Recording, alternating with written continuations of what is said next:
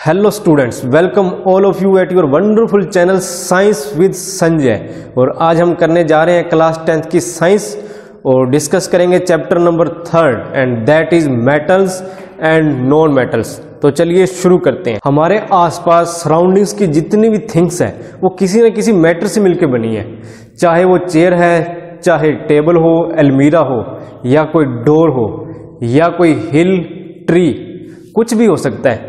यानी कि नेचुरल और ह्यूमन मेड कोई भी थिंग हो सकती है। वो सभी किससे मिलकर बनी है? मैटर से। हर चीज मैटर से मिलकर बनी है।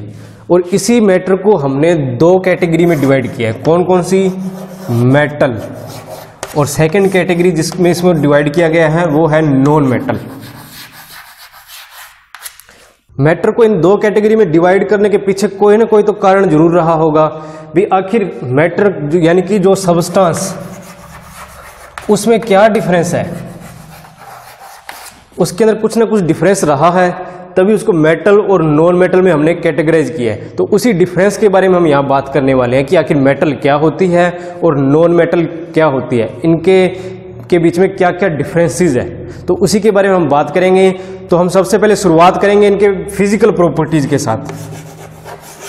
Physical properties. और आज की वीडियो में हम मेटल्स और नॉन मेटल्स की फिजिकल प्रॉपर्टी के बारे में बात करने वाले हैं। तो वीडियो के अंत तक बने रहिएगा ताकि मेटल्स और नॉन मेटल्स की फिजिकल प्रॉपर्टीज आप अच्छे से समझ सको। और जिन्होंने यह चैनल अब तक सब्सक्राइब नहीं किया है तो वो इस चैनल को सब्सक्राइब कर दे ताकि आगे आने वाली जितनी भी वीडियोस है वो आप तक पहुंच सके और आप साइंस में बन सके मास्टर। तो सबसे पहले जिस फिजिकल प्रॉपर्टी की हम बात करेंगे वो है लस्टर। और लस्टर मीन चमक। और चमक से याद आया कि ज्वेलरी आप में से किस किस को पसंद है? गोल्ड की ज्वेलरी बहुतों को पसंद होगी। तो इसी प्रकार क्या है, हर एक की डिमांड होती है, मेरे पास रिंग हो, मेरे पास नेकलेस हो, बड़े बड़ा नेकलेस हो, ये हो। क्यों हो भाई? क्यों चाहिए नेकलेस?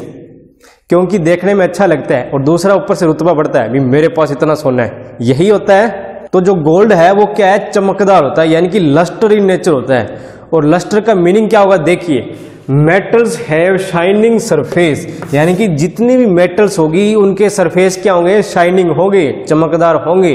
तो जैसे गोल्ड, सिल्वर और कोई भी मेटल ले लीजिए, एल्यूमिनियम ले लीजिए आप, चाहे कॉपर ले लीजिए, आयरन ले लीजिए, सभी के सभी क्या होंगे? Have shining surface. और नॉन मेटल की अगर बात करें तो ये चौक क्या है? एक नॉन मेटल है। तो क्या ये शाइनिंग है नेचर में? नहीं है।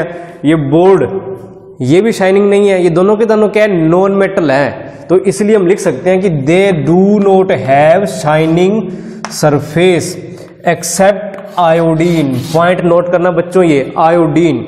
आयोडीन ऐसी नॉन मेटल है जो क्या होती है? शाइनिंग इन नेचर होती है। क्या होती है? आयोडीन शाइनिंग इन नेचर होगी। ये अकेली ऐसी नॉन मेटल है। कई बार एग्जाम में पूछ लिया जाता है कि एक ऐसी नॉन मेटल बताओ जो क्या होगी? लस्टर इन नेचर होगी। तो वो क्या लिखोगे आप? आयोडीन, बिकॉज ये शाइनिंग सरफेस होता है इसका। अब हम सेकंड बात करें अगर, तो वो है स्टेट। सेकंड फिजिकल प्रॉपर्टी क्या होगी? स्टेट, यानी कि ये किस अवस्था में मिलेगी हमें? लिक्विड मिलेगी, सॉलिड मिलेगी, या गैसियस फॉर्म में मिलेगी? तो मेटल्स क्या होती है? आमतौर पे आपने देखा होगा मेटल्स सॉलिड स्टेट में होती है, तभी तो हम उनके अलग अलग मटेरियल बना पाते हैं। ज्वेलरी हमारी क्या होती है? सॉलिड स्टेट में होती है। वायर्स जैसे कॉपर की, तो वो क्या होगी? वो भी सॉलिड स्टेट में है। एल्यूमिनियम के हम क्या बनाते हैं? डोर्स बनाते हैं, विंडोज बनाते हैं, और भी बहुत सारे। यहां तक कि जो शिप होते हैं वो भी किससे बनते हैं? एल्यूमिनियम से बनते हैं। तो ये सारे के सारे क्या है? ये सभी सॉलिड स्टेट में है।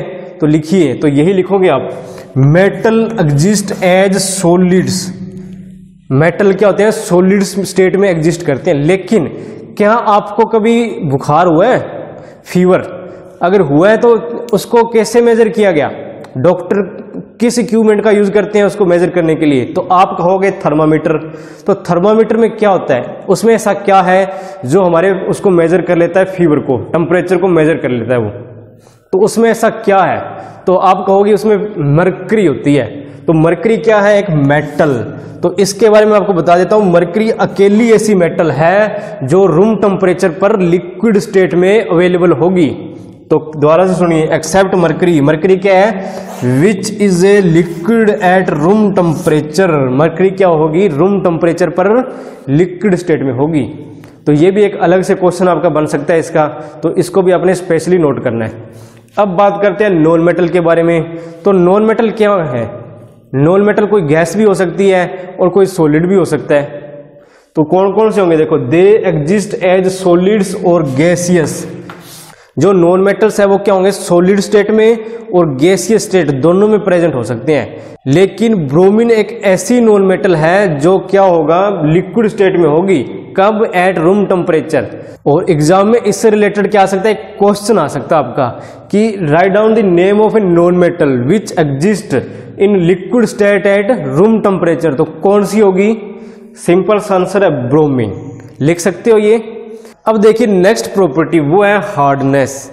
और हार्डनेस की अगर बात करें तो क्या आपने हैमर के बारे में सुना है कभी? हैमर, थोर वाले हैमर की बात नहीं कर रहा मैं बात कर रहा हूं उस लोहार वाले हैमर की, जिससे पीट पीट के वो क्या करता है? मेटल्स को एक प्रॉपर शेप देता है। यही करता है ना वो। तो वो हैमर है उसका, वो कितना हार्ड होगा? हार्ड होता है कि नहीं होता? हार्ड है तभी तो वो टूटता नहीं है, बल्कि क्या करता है? जो मेटल्स, दूसरी मेटल होती है, जो भी मटेरियल वो क्या करता है? जिसको शेप देनी होती है उसको उसी अकॉर्डिंग शेप दे सकता है वो। तो यही हम बात करने वाले हैं। जो मेटल होती है ना वो क्या होती है? जनरली हार्ड होती है। And except sodium, lithium and potassium. यहाँ 3 मेटल मैंने लिखी है। कौन कौन सी? सोडियम, लिथियम और पोटेशियम। ये तीनों मेटल्स हैं, लेकिन क्या होती है? बिल्कुल सॉफ्ट होती है। जैसे चाकू से आप केक काट लेते हो, उसी प्रकार इनको भी हम क्या कर सकते हैं? नाइफ से इजीली कट कर सकते हैं। एक बार फिर बता रहा हूं भी, सोडियम, लिथियम और पोटेशियम 3 क्या है? सॉफ्ट मेटल है और इनको हम नाइफ से इजीली कट कर सकते हैं। समझ आई बात? तो ये पॉइंट इंपॉर्टेंट है, नोट रखना आप अलग से। और नॉन मेटल क्या होती है? जनरली सॉफ्ट होती है। जैसे ये चोक, ये इजीली ब्रेक डाउन हो सकता है थोड़े से फोर्स से। लेकिन डायमंड एक ऐसी मतलब नॉन मेटल है जो सबसे हार्डेस्ट नेचुरल सब्सटेंस है, यानी कि धरती का सबसे हार्ड पदार्थ है डायमंड। तो पता लग गया होगा, ये भी पॉइंट आपने नोट रखना है। नेक्स्ट जिस प्रॉपर्टी की हम बात करेंगे वो है डक्टिलिटी। तो डक्टिलिटी क्या होती है? तो डक्टिलिटी वो प्रॉपर्टी है जिसके कारण क्या होगा? कोई भी सब्सटेंस, चाहे वो मेटल हो या कोई और भी, उसको हम क्या कर सकते हैं? ऐसे खींच के उसके थिन वायर बना सकते हैं। हम क्या कर सकते हैं? उसके वायर्स बना सकते हैं ऐसे खींच के उसको। तो यही जो प्रॉपर्टी है ना, उसी को कहते हैं डक्टिलिटी। तो इसकी जो डेफिनेशन है वो आपको यहां भी मिलेगी। देखिए, metals can be drawn into thin wires, यानी कि जो मेटल्स होती है ना, उनको हम क्या कर सकते हैं? थिन वायर्स में ड्रॉन कर सकते हैं, यानी कि उनको थिन वायर्स बना सकते हैं उनकी। तो यही जो प्रॉपर्टी है उसी को हम बोलेंगे डक्टिलिटी। याद कर लेना ये भी। कट। अब देखिए नेक्स्ट प्रॉपर्टी, वो है डक्टिलिटी। और डक्टिलिटी क्या होती है मैं आपको बता देता हूं कि डक्टिलिटी वो प्रॉपर्टी है जिसके कारण क्या होता है ना, कोई भी मेटल, उसको खींच के हम लंबे तार बना सकते हैं, थिन वायर्स बना सकते हैं इसकी। जैसे कॉपर की वायर्स होती है, जो वायर्स हमारे घरों में होती है, वो किसके कारण बनती है? इसी प्रॉपर्टी के कारण बनती है, डक्टिलिटी के कारण। तो देखिए क्या होता है, तो इसकी डेफिनेशन भी आपको प्रॉपर्ली याद करनी पड़ेगी डक्टिलिटी की। कई बार आ जाता है भी डिफाइन डक्टिलिटी, तो आपको कैसे डिफाइन करोगे उसको?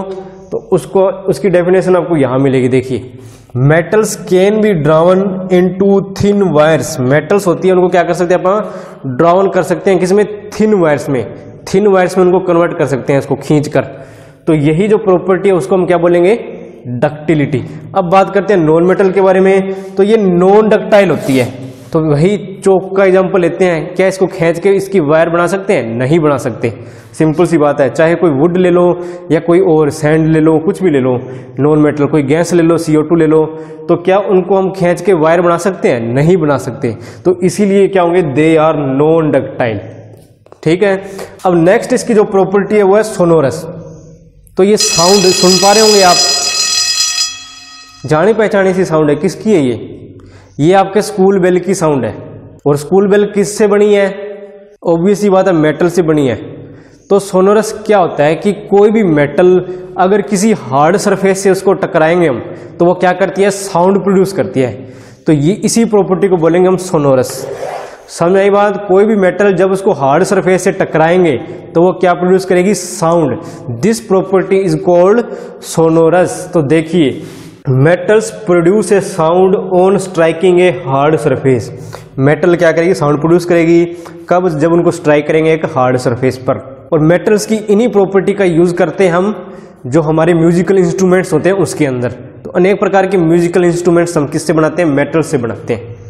और नॉन मेटल की अगर हम बात करें तो दे आर नॉट सोनोरस, ये सोनोरस नहीं होती, ये साउंड प्रोड्यूस नहीं करती। Now our next property is malleability. और मलाइबिलिटी क्या होती है, ये वो प्रॉपर्टी है जिसके कारण क्या होता है ना, कोई भी मेटल जब उसको पीटेंगे तो पीटने से क्या होगा ना, उसका सरफेस एरिया बढ़ेगा।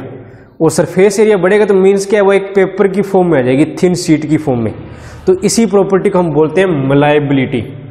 तो देखिए metals can be beaten into thin sheets. Metals को हम पीट पीट कर क्या कर सकते हैं, थिन शीट्स में कन्वर्ट कर सकते हैं। तो यही इसकी प्रॉपर्टी है, इसी को क्या बोलेंगे, मलाइबिलिटी। तो इसको आपने स्पेशली याद रखना है क्योंकि एग्जाम में इसकी डेफिनेशन बहुत बार पूछी जाती है, डिफाइन मलाइबिलिटी।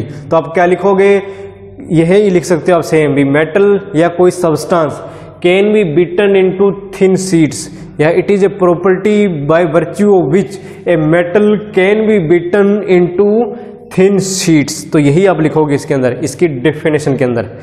गोल्ड और सिल्वर ये दोनों क्या है, मोस्ट मलायबल मेटल्स है, यानी कि इनकी इतनी बारीक, इतनी पतली शीट्स बनाई जा सकती है कि जितना हम सोच भी नहीं सकते।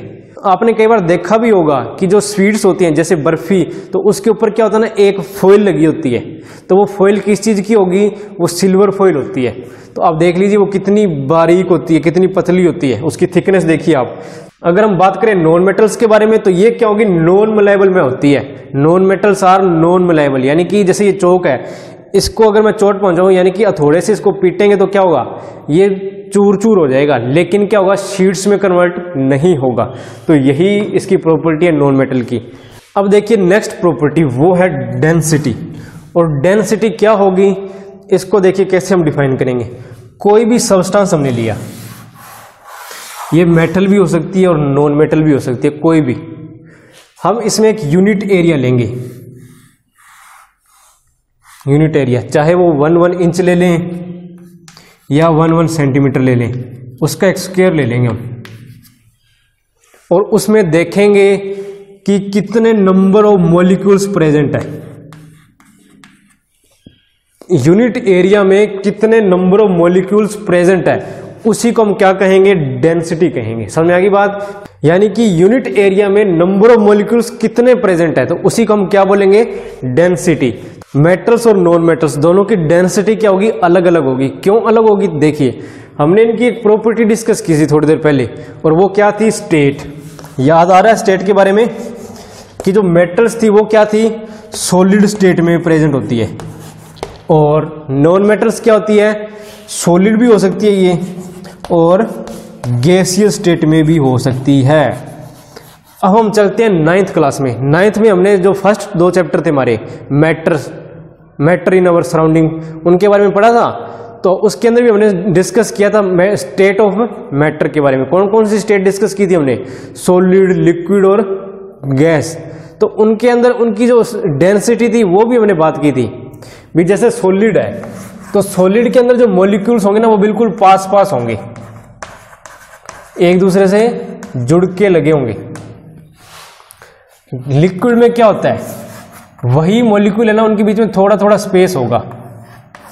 इसी प्रॉपर्टी के कारण क्या होता है कि जो लिक्विड होता है ना, वो फ्लो कर सकता है, और इसको हम किसी भी कंटेनर में डाल दें वह उसकी शेप ही ले लेगा ये। और अगर हम बात करें गैस के बारे में, तो गैस के मॉलिक्यूल तो बहुत दूर दूर होते हैं, और इनका कोई स्पेसिफिक पैटर्न भी नहीं होता। तो कहने का मतलब ये है कि इसकी डेंसिटी सबसे ज्यादा होगी, इसकी डेंसिटी सॉलिड से कम होगी, और गैस से क्या होगी, ज्यादा होगी। और गैस की डेंसिटी क्या होती है, इन दोनों से कम, सॉलिड और लिक्विड दोनों से कम होती है। बात समझ आ गई डेंसिटी के बारे में। अब जो मेटल्स थे वो सॉलिड स्टेट में प्रेजेंट थे, तो इनकी डेंसिटी क्या होगी, ज्यादा होगी। और ये गैसियस स्टेट में भी है, तो इनकी डेंसिटी क्या होगी, कम होगी। समझ आ गई बात। तो वही तो हमने यहां लिखा है, metals have high density. Metal की डेंसिटी क्या होगी, हाई होगी। लेकिन इसके अलावा एक पॉइंट हमने और भी लिखा है इधर, देखिए, and high melting point. High melting point क्या मतलब हुआ इसका? मेल्टिंग पॉइंट वो टेम्परेचर है जिस टेम्परेचर पे क्या होता है, कोई भी सब्सटेंस मेल्ट करता है, यानी कि लिक्विड स्टेट में आ जाता है। तो उस टेम्परेचर को हम क्या बोलेंगे? Melting point. समझ आई बात? तो अब देखिए, सॉलिड का मेल्टिंग पॉइंट ज्यादा होता है। क्यों होता है? क्योंकि इसके अंदर जो मॉलिक्यूल्स है वो बिल्कुल पास पास जुड़े हुए हैं, और इनको अलग करना यानी कि इस स्टेट में पहुंचाने के लिए क्या है, बहुत ज्यादा हमें टेम्परेचर देना पड़ेगा, बहुत ज्यादा एनर्जी देनी पड़ेगी, तब ये जाके इस स्टेट में पहुंचेंगे। तो इसके लिए फिर क्या हुआ, हम कह सकते हैं भी इनका मेल्टिंग पॉइंट ज्यादा होगा। और इन दोनों का मेल्टिंग पॉइंट, ये तो ऑलरेडी मेल्ट है, तो इनका मेल्टिंग पॉइंट कम होता है। लेकिन इसमें एक बात और बताई इन्होंने भी, हमने ये भी पढ़ा था भी, जो सोडियम और पोटेशियम है वो क्या होते हैं, सॉफ्ट मेटल होते हैं, और जो सॉफ्ट मेटल होते हैं उनका मेल्टिंग और ये जो डेंसिटी है वो क्या होगी, लो होगी। तो ये भी आपने इसमें नोट करना है। अब बात करते हैं नॉन मेटल के बारे में। तो देखिए, दे हैव लो डेंसिटी, इनकी डेंसिटी क्या होगी, लो होगी। बताने की जरूरत नहीं है, पता लग गया होगा ना क्यों लो है। और दूसरा क्या, इनकी लो मेल्टिंग पॉइंट, जिसकी डेंसिटी लो होगी तो उसका मेल्टिंग पॉइंट भी लो होगा। तो ये है आपका डेंसिटी का टॉपिक। अब देखिए इसकी नेक्स्ट प्रॉपर्टी, वो क्या है, conductor of heat and electricity. इसका मीनिंग क्या है, कोई भी सब्सटेंस जिसमें से इलेक्ट्रिसिटी पास आउट हो सकती है तो वो क्या होगा, गुड कंडक्टर ऑफ इलेक्ट्रिसिटी होगा। कोई भी सब्सटेंस जिसमें से हीट पास आउट हो सकती है वो क्या होगा, गुड कंडक्टर ऑफ हीट। तो देखिए मेटल के बारे में बात करते हैं।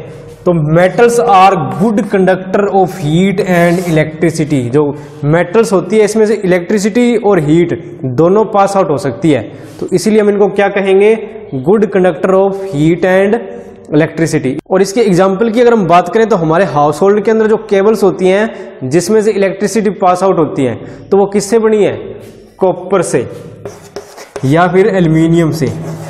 तो वो दोनों के दोनों क्या है, मेटल है, तो इसीलिए हम कहेंगे कि ये गुड कंडक्टर ऑफ इलेक्ट्रिसिटी। और इसी प्रकार ये हीट के भी गुड कंडक्टर होंगे। और इसका जो बेस्ट एग्जांपल वो क्या है, हमारे घरों में खाना बनाने वाले जो यूटेंसिल हम यूज करते हैं, जिनके हैंडल क्या होते हैं, थोड़े लॉन्ग होते हैं, वो तो हम क्या करते हैं, यहाँ पर इसको हीट दे रहे हैं बर्तन को, और इसमें हमारा क्या बन रहा है, जो फूड हम प्रिपेयर कर रहे हैं वो इसके अंदर होगा। तो हम आमतौर पर क्या देखते हैं कि ये हीट यहाँ से ट्रांसफर होते हुए इस हैंडल के इस सिरे तक पहुंच जाती है। तो ये कैसे पहुंची है, तो ये इसका एग्जांपल है, क्योंकि हीट क्या कर रही है, इसके अंदर ट्रेवल कर रही है, और ट्रेवल करते करते इस पॉइंट तक पहुंच चुकी है। तो इससे ये प्रूव होता है कि जो मेटल्स होते हैं वो क्या होते हैं, गुड कंडक्टर ऑफ हीट भी होंगे। और अगर नॉन मेटल की हम बात करें तो ये क्या होंगे, poor conductor of heat and electricity. अगर वुड की बात करें या इस चौक की बात करें, कोई भी एग्जांपल ले लो नॉन मेटल का, चाहे कोई गैस की बात कर लो, तो वो सारे के सारे क्या होंगे, poor conductor of heat and electricity. सिर्फ एक नॉन मेटल ऐसी है जिसमें से इलेक्ट्रिसिटी पास आउट हो सकती है, और वो कौन सी है, ग्रेफाइट। पता लगी बात। अब नेक्स्ट देखिए प्रॉपर्टी, वो है ऑक्साइड्स। तो इसके अंदर क्या है ना, जो मेटल ऑक्साइड्स होते हैं, मेटल के जो ऑक्साइड होंगे वो बेसिक नेचर की होंगे, और जो नॉन मेटालिक ऑक्साइड होते हैं वो क्या होते हैं, एसिडिक नेचर के होंगे। और इस टॉपिक को हम यहाँ इतना ज्यादा एक्सप्लेन नहीं करेंगे, और इसको हम अच्छे से एक्सप्लेन करेंगे केमिकल प्रॉपर्टीज के अंदर। एक बार आप इसको नोट डाउन कर लीजिए सारे को।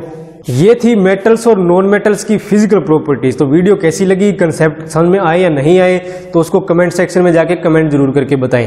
वीडियो पसंद आई है तो लाइक करना भी मत भूलिएगा, और चैनल को सब्सक्राइब जरूर करें, क्योंकि अगली वीडियो में हम बात करेंगे chemical properties of metals and non metals के बारे में। बहुत इंटरेस्टिंग टॉपिक है, तो देखेंगे अगली वीडियो में।